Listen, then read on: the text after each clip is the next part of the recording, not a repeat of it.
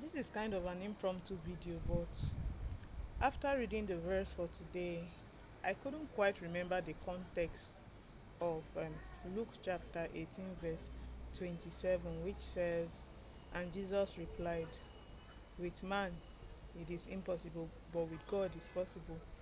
And in my mind, I was thinking that maybe it was referring to some kind of miracle or something.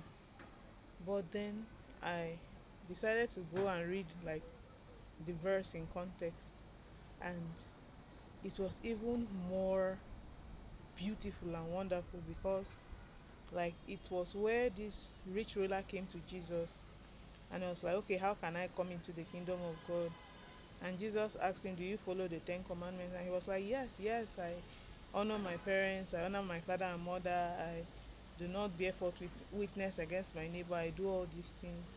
And then Jesus was like, okay, um, to follow me, you have to sell all you have and give to the poor, and then you have to follow me. And then this rich man became very grieved by those requirements.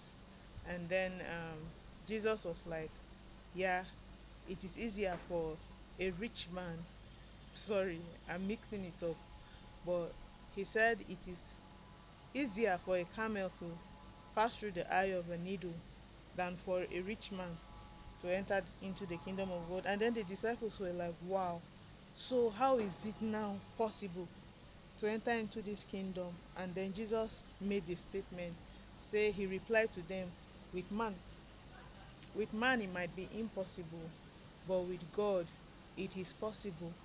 And that just opened it to another dimension for me, because the verse is not just talking about miracles, it's not just talking about, okay, it might be impossible for you to get that contract, but with God it's possible. Like it's something that is so much deeper, because like I and my mom were talking yesterday about like the weight of salvation, like how great of a blessing it is that we can be saved by faith through grace.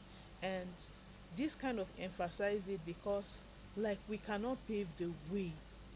If that rich man had said, oh Jesus, help me, teach me how to humble myself so that I can actually sell all I have and give to the poor and follow you, then he would have gotten that gift. He would have gotten the point of it all. But he was dwelling on his own abilities. He was dwelling on um, his own righteousness, his own vigor, his own everything. And there is a place that it stops. But as the verse says, with God, all things are possible. Like for a very long time, I used to battle with the possibility of, can God really forgive all that I have done? Like, is it that simple? Like, what I did is pretty awful. Is it possible for Him to forgive me? And it took a very long process, like a few years, for me to come to understand that that is part of the faith journey, to accept that the act of Jesus Christ, like the blood that was shed on the cross of Calvary, is enough to wash that thing that you have done, no matter how awful it is, no matter how horrible it is. So I just wanted to make this follow-up video to further explain it, because I was meditating on that verse and I was trying to understand it more. And then even in context, like the meaning was much greater. Or yeah, that's it.